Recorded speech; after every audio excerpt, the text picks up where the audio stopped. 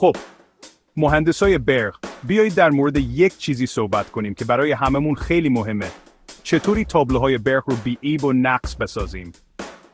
اگه تا حالا با آماده سازی سطح، زنگ زدگی یا در دستور دوباره کاری قطرات رنگ شده مشکل داشتید، ساواشی کالاگستر یه سری محصول جدید معرفی کرده که میتونه کارتون رو خیلی راحت تر کنه. اول از همه، پاک کننده چربی و فسفات آهن همه کارشون رو ببینید.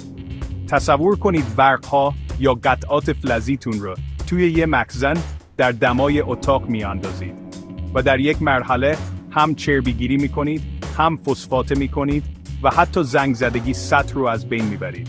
دیگه لازم نیست بین مخازن مختلف جابجا بشید، خبری از دمای بالا نیست، فقط فلز تمیز و آماده برای رنگ‌آمیزی. بعدش یه رنگ بر مخصوص دارن که رنگ‌های پودری الکتروستاتیک و پوشش‌های اکریلیک رو بدون آسیب رسوندن به فلز پایه از بین میبره. لازم نیست نگران تاب برداشتن یا ضعیف شدن قطعاتتون باشید. سریع و کارآمده و در دمای اتاق هم کار میکنه.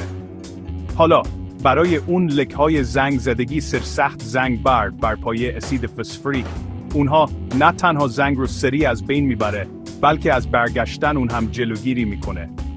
به علاوه یه لایه فسفات ایجاد میکنه که برای رنگ پودری یا حتی برای نگهداری طولانی مدت عالیه. و در آخر چربیگیر مایعشون برای هر نوع فلزی فرموله شده.